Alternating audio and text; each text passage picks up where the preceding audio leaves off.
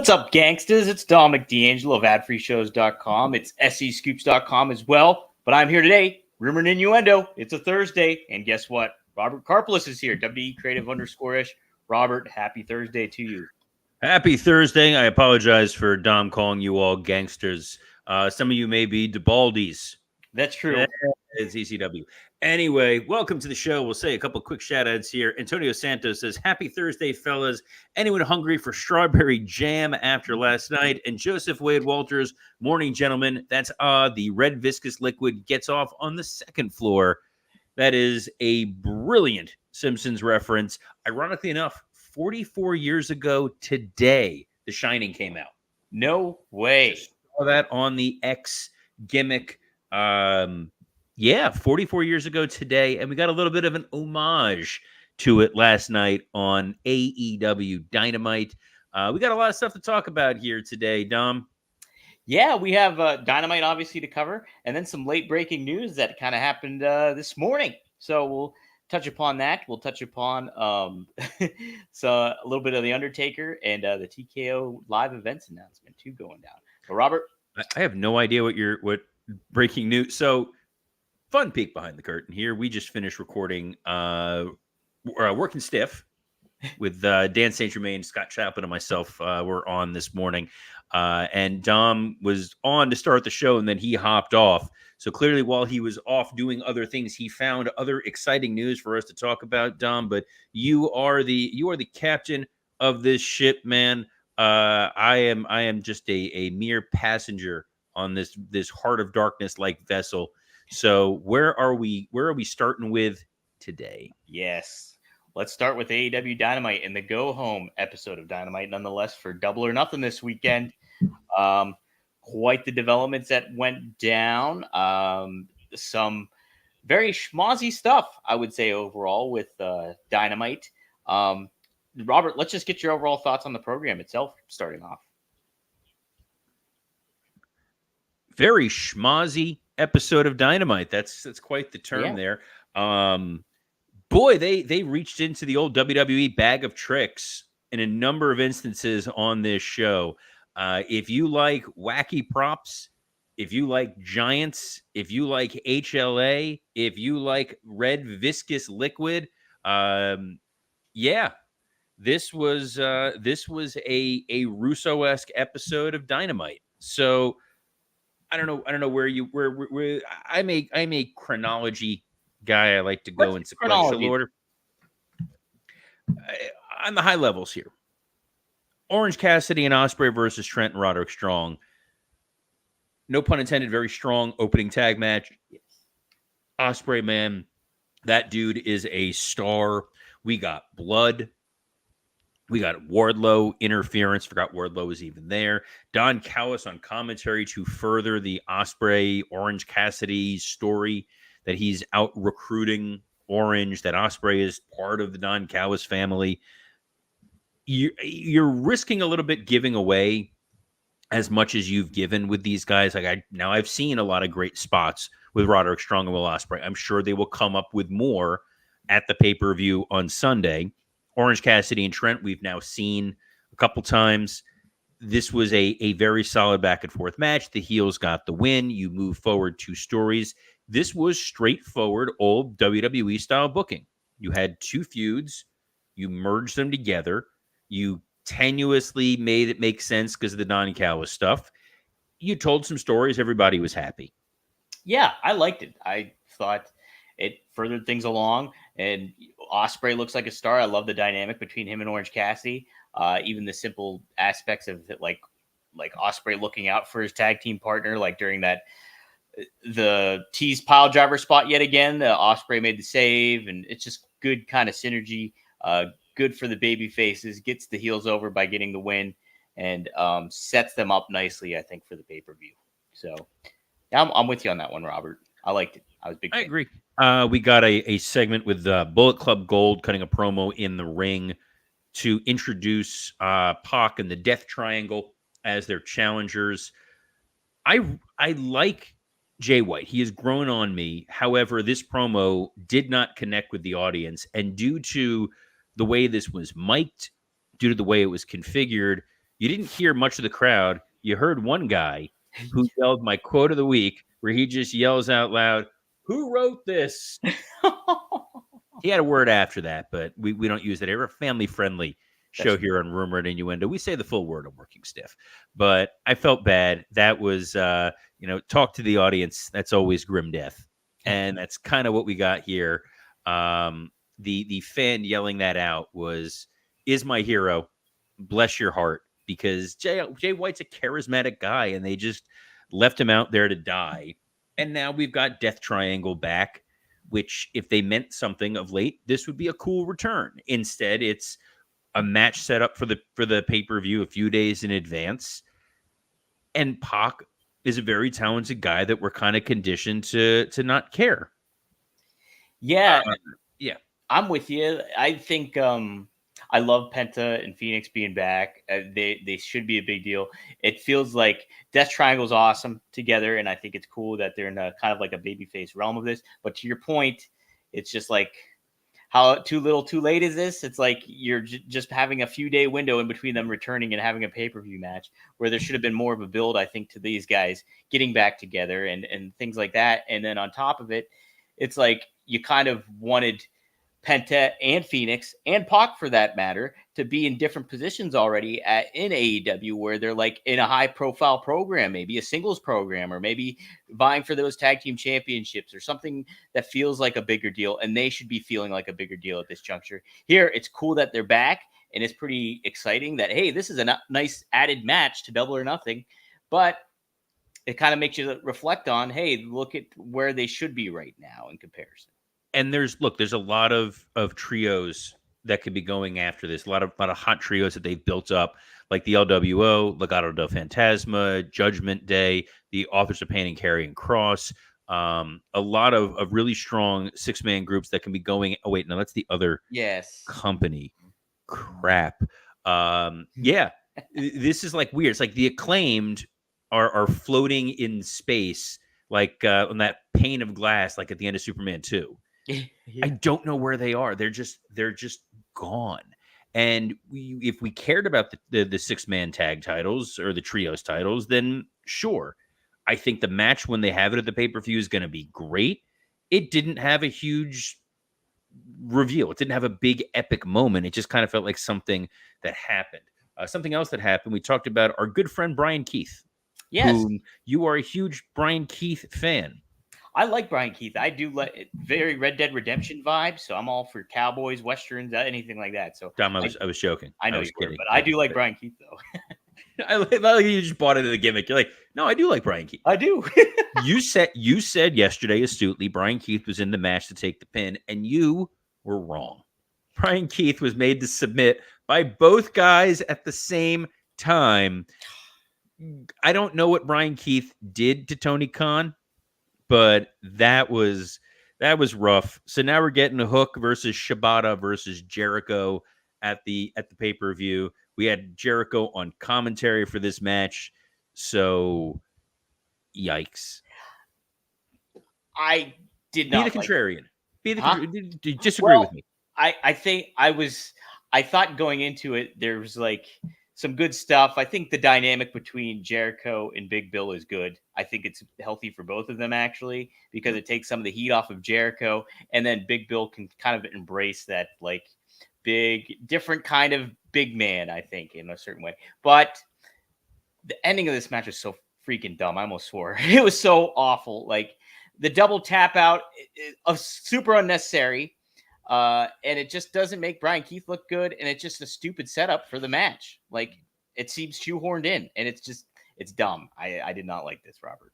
Well, I think what they realized was at the last pay-per-view, Hook versus Chris Jericho was rough. Mm-hmm. That was not an ideal match. So they need a safeguard, and that's Shibata. But there had to be a better way to get to it than this. Yeah. Oh my God. Felt bad for Brian Keith.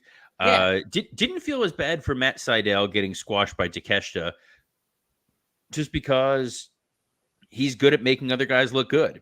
Mm-hmm. They're not going to suddenly elevate Sydal. I would have liked to have seen a little bit of a follow-up with Sydal being sad about the fact that Christopher Daniels got fired. Yeah. but that's expecting a little too much from good old TK. Swerve and Nick Wayne. I said yesterday I thought it was going to be a very good match, and it delivered. Mm-hmm. It was a fun match. They know each other. They gel really, really well. And then you had the post-match stuff with Killswitch and Christian, where I will praise AEW for this. From a production end, it is very tough to get from in-ring seamlessly to backstage, seamlessly to outside, where there was a car waiting that Christian steals, pulls off, gets cut off by another car. You get the attack with Swerve, and then Christian escaping. It was blocked perfectly. It was shot beautifully. It was effective. It was a reveal that made absolutely no sense whatsoever, because that would mean we're playing like 40 chess here, that Swerve knew that Christian was going to steal a car and that Nana would be waiting just in case to pull up. But who cares? It was fun. I dug it. I did too. I was concerned at first after Swerve got the win when what's his new name? Killswitch lariated him from behind. What's his new name? And don't change. I was like, are they going to ever change Dom? Are they going to make Swerve look like an idiot again? But no, I think they did a very good job and really set it up, I think, well, again, almost like the opening match did for the two matches that they're going to have. I thought they set this world title match up pretty well for all things considered.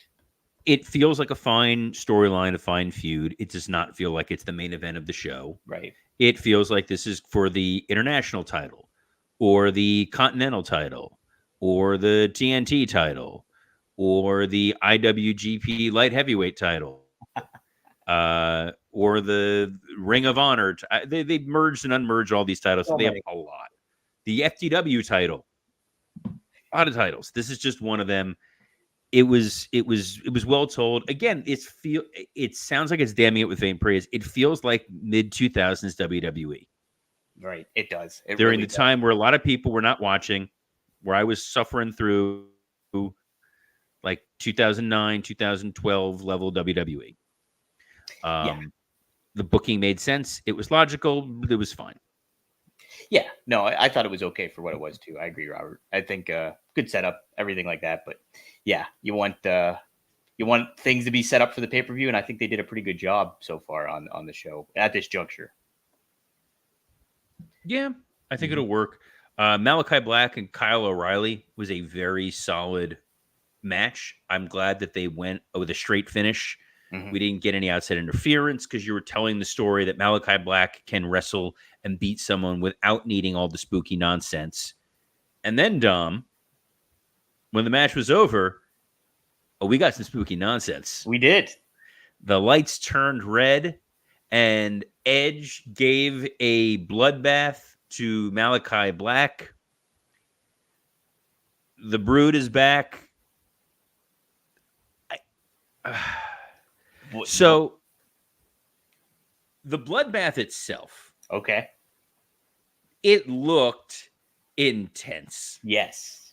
It was whatever red viscous liquid they used. I used this analogy on Working Stiff. So if you listen to this and listen to that, pretend to be shocked on that. I don't know if you watched the TV show The Boys. No, but there's an episode of The Boys where they blow up a whale. And you just see this just guts and everything raining down. And that's what this looked like here. So in terms of what the bloodbaths would look like, dang. In terms of effectiveness, I don't want to see Spooky Edge. I also don't want to see WWE Continuity Edge. It didn't make me more excited for the match. It was Tony checking something off of his bucket list. What makes you concerned for that? That going with Spooky Edge and WWE Continuity Edge. I don't like where you're using something from another company because it's like, no, you let you guys stand up on their own 2 feet. Spooky Edge is what we got when he founded Judgment Day. Uh-huh. And it did not work. I hated Judgment Day when it first started out. The Edge iteration of it, it didn't feel genuine. It didn't feel real. It felt very performative. It felt like a guy going through a midlife crisis. Didn't like any of it.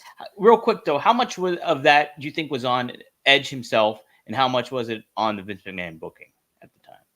As soon as Edge was out of the group became successful.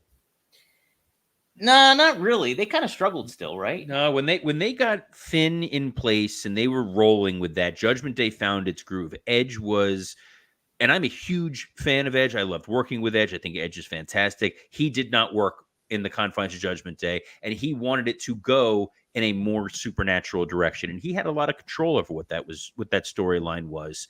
So I didn't love that. This is weird that he now has magical powers, because I like that he has been Adam Copeland, grizzled veteran, who's back to, show these whippersnappers how it's done, not dude who makes it rain.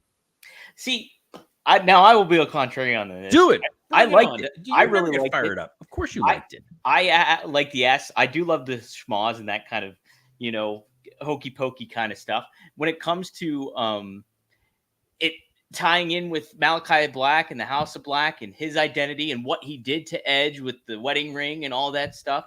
And then in regards to it still connecting to WWE, from a comic book fan perspective, you always love that continuity and those backtrack references and certain things like that. So I think incorporating that is good. I kind of gives the intrigue. Are we going to actually see Gangrel show up too? Now, people can have their reservations about that. And I would certainly, from a long-term perspective, have maybe my reservations about maybe a spooky overall Edge or Adam Copeland moving forward, of what that could maybe mean. But it's kind of exciting, and it sets up things, I think, nicely for Double or Nothing in itself, just in the short term. Long term, I would be cautiously optimistic, but I don't know. I really liked it. I think it helps establish both guys in a certain way for the match. Well, we'll talk about it tomorrow when we do our preview of Double or Nothing. Yeah. But in terms of the show, it's just you're using like the greatest hits from someplace else, and that has not been the Adam Copeland character in AEW. Yeah. Mariah May and Toni Storm beat Harley Cameron and Saraya. You were right. Saraya just appeared. And now she's accompanied by her brother, who has a cane. Oh, my. What? Very strange. It was strange. Match was fine. They tried to they try to use this shocking thing of like, oh, they kissed each other. It's 2024. Is that really shocking? Is that really like, oh my God, I can't believe we just saw this. Now I got to tune in and watch. Like, that stuff worked in the Attitude Era. And when it stopped working was around like 2003, when it was just shameless bad ratings ploys. Right. It doesn't really enhance much. It doesn't make it very exciting. And it's weird that it's literally two teams that are both predicated on like thinly veiled lesbian couples. Very strange. And when that's all your storylines are for the women's division, it doesn't feel that great. It doesn't feel that progressive. It doesn't feel that interesting. Not a good look either. It's and you know what, the ending after when Serena Deeb showed up, Serena Deeb was getting booed. Yes, people don't want to see Toni Storm get stifled in her persona and stuff like that. Well, also Serena Deeb, not the most interesting or exciting party that they have there. She made a chair boring, which takes a lot of skill. I like the chair shot she gave to Luther. The main event. But go ahead. Well, you just hate other bald men. You're a self-hating baldist. I am. That's why I align with the gangsters and not the baldies. There you go. See, it all ties together, guys. Yesterday on this program, you revealed to me what the main event of this show was going to be. Yes. I was unaware. My initial reaction was a bit perplexed. Mm-hmm. Bit stern, bit stiff. I have now watched Satnam Singh versus Bryan Danielson. And you know what I realized, Dom? What? I did not react strong enough. This was so much worse than I even thought it was going to be, that I just felt so bad for Bryan Danielson. Knowing how much this man has worked to overcome the neck injuries, the brain injuries, the decades of abuse to his body.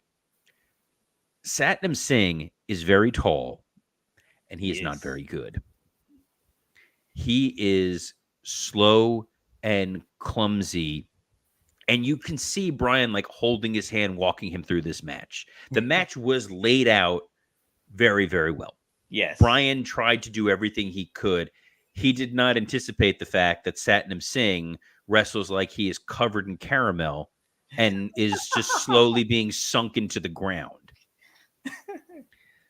And it's unfortunate that like this is what we're doing now. The storyline of the Bucks were paying for a bounty hunter thing on it, and we talked about this yesterday. Set it up on the show. Yeah.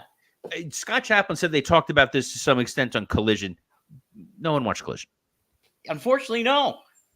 Vince McMahon always assumed his audience was dumb, and you always have to remind them. We used to have to put story notes on the top of Michael Cole, like on their run sheets, to remind people that this is the longest running action adventure, sports and entertainment, dramatic, whatever, like everything possible, every single week. You always had to remind them of Big Show's ring size and his shoe size 8, 9, 10 weeks in a row. You have to assume your audience is not watching everything and that your audience is dumb. And that if you have the Bucks, even in an iota of being heelish, open up this challenge and then it be answered by Satnam saying, ooh, there's a big moment. Mm-hmm. Fine. Give them the heat on air instead of the we're barring Darby from the building heat. Could have done both at the same time. The match was what it was. Brian is still alive, so we're thankful for that. And then after the match was over, Brian got beat down by Satnam Singh, by Jay Lethal, by that dastardly, horrible, no good, very bad Jeff Jarrett. Dang it, Jeff. Then he got beat down by the Young Bucks. Then he got beat down by Kazuchika Okada and Jack Perry. And then finally gets rescued by Darby Allin with a flamethrower. You're forgetting Tony Khan, Robert.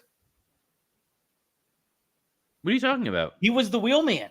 Oh, sorry. He was the Wheelman. Mm-hmm. That's why you called the Wheelman. Okay, fine. Yes, Tony Khan was the Wheelman, but Darby Allin had a flamethrower.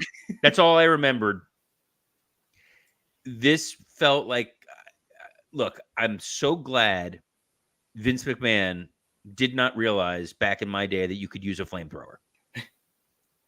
Flamethrower? What's that? God damn. That's heat. That's really you have now introduced this weapon that they are 100% are going to try to use at Anarchy in the Arena. It's Chekhov's flamethrower. It's gotta be. It's gotta be. It's insane. It's a cool visual. It's a cool moment. We'll see. Again, felt super sports entertainment-y. If he used it, it would have been like Hank Scorpio. Yes. But, it is what it is. I am curious, though. What was the big news story that you were going to talk about that broke while we were... Well, before I get to that, let me say how much I enjoyed this final segment and match. I liked it a lot. And I know the only thing I didn't like was that vertical suplex that Satnam gave to Danielson, because that looked very dangerous and very unsafe. Otherwise, I loved it. Really, I love the schmoz of it. I love the if you're able to kind of suspend the disbelief of, hey, this does not make any sense, and why is this really even happening? I like the David Goliath vibe. I think Danielson fits well in that role. I like all the elements that he had to be concerned with, from all the people in the ring to Jeff Jarrett's guitar to Satnam's strength. I liked it. And then I really liked the visual of the flamethrower, Danielson with Darby. Fun. I think it was a lot of fun. And I think it really was a good exclamation point heading into Double or Nothing. So that I really like the ending, Robert. I know that's gonna sound weird, but I dug it, man. God bless. It's not kayfabe. This is a shoot. That's a shoot, brother. You know what? More flamethrowers in wrestling. That's it. Give me the flamethrowers. I want them. Okay. We got 3 minutes left, dude. I didn't realize how long that went, but we really got into the weeds. We did. We got which is cool. It's fine. Hey, that's the beauty of the show, man. You never know where it's gonna go. Usually we're moving fast paced. Sorry, Billy and the CW, we got to bump you to tomorrow. But what's the story that broke while I'm waiting with bated breath? Yes, WWE is appearing to make good when it comes to what city is hosting big events for them. They announced that SummerSlam will be hosted in Minneapolis. 2026 SummerSlam. 2026 SummerSlam. 2026 SummerSlam. And Robert, it's not just one night, it's 2 nights. 2 nights of SummerSlam happening. So two nights in Minnesota. Jesse Ventura is coming back, right? It's got to happen now.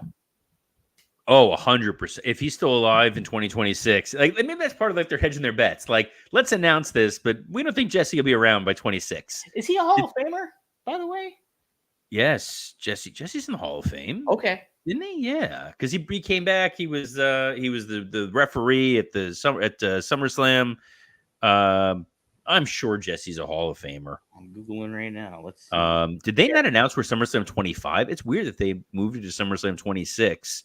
But good news, Minnesota. Because look, when you think summer and you think the beach and you think tropical environment, first thing you think of is Minneapolis.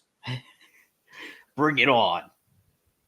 No, don't. It's whatever. It's good for them. It's good for business because it was a very public humiliation for Minnesota that they were bidding for Mania. They thought they were going to get Mania 25, and they did not. And it's going to Las Vegas, which is why we're going to Las Vegas. Because when I told my wife, "Hey, WrestleMania might be in Minneapolis," she's like, "Nope, nope.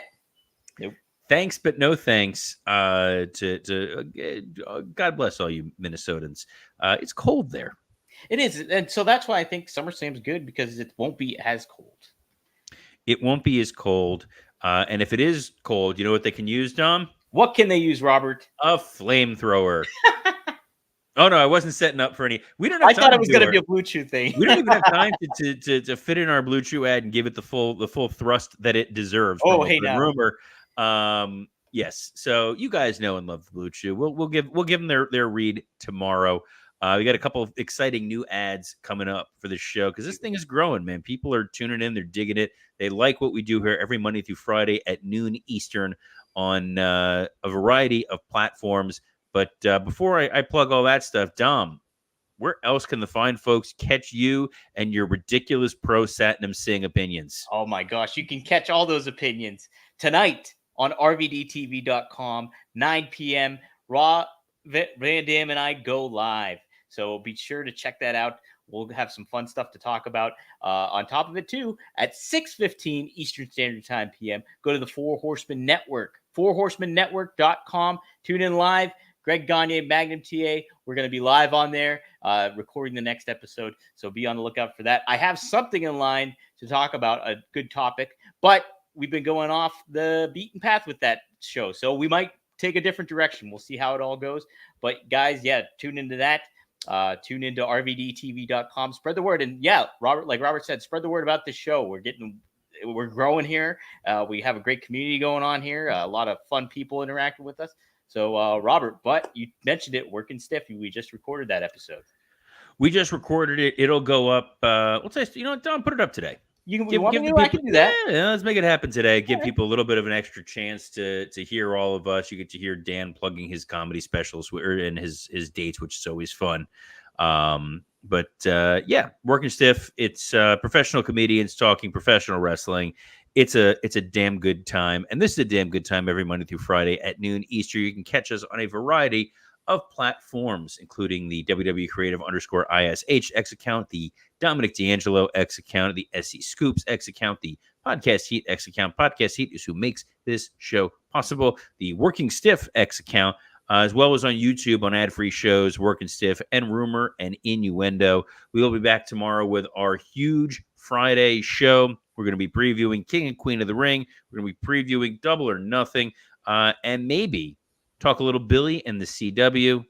But until then, on behalf of the cursed Knicks hat wearing Dominic D'Angelo, I'm Robert Karpolis. Best of luck in your future endeavors. Let's shoot some hoops, Satnam.